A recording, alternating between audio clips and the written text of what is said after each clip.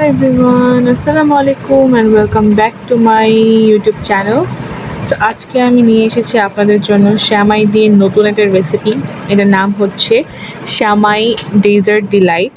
আমি ফার্স্ট এখানে শ্যামাইটাকে নিয়ে নিয়েছি, আমি বাটার আর তেল দিয়ে ভালো মতো ভেজে নিয়েছি।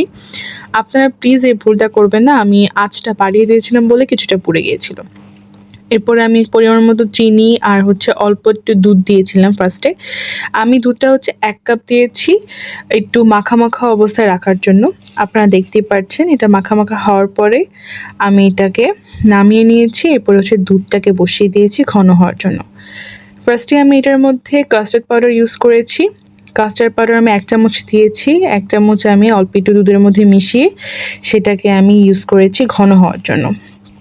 এতে কিন্তু কালারটাও সুন্দর আসে আর স্মেলটাও ভাল লাগে। এরপরে এখানে আমি দিয়েছি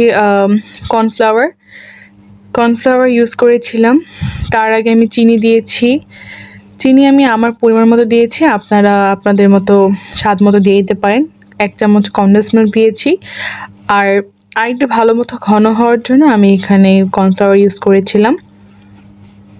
এরপরে আমি ভালো মতো সব কিছু সুন্দর মতো নেড়ে মিশিয়ে নিচ্ছি। আপনারা দেখতেই পাচ্ছেন কালারটা কত সুন্দর আসছে।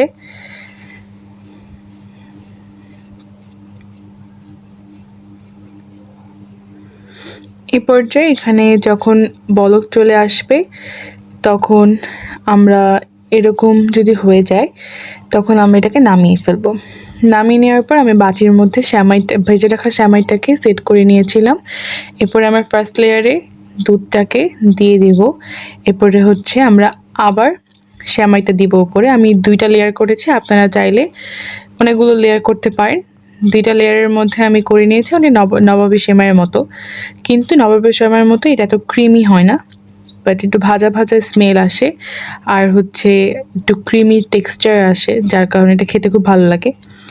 এরপর দেখতে পাচ্ছেন আমি সুন্দর মতো সেট করে নিয়েছি। সেট করে এটাকে 10-15 মিনিটের মতো ডিপের মধ্যে রেখে দিলেই হবে। এরপরে দেখুন নামিয়ে নিয়েছি, কত সুন্দর হয়েছে। আপনারা দেখতেই পাচ্ছেন সুন্দরভাবে সেট হয়ে গেছে আর খুবই ক্রিমি হয়ে গেছে। Thank you so much for watching us.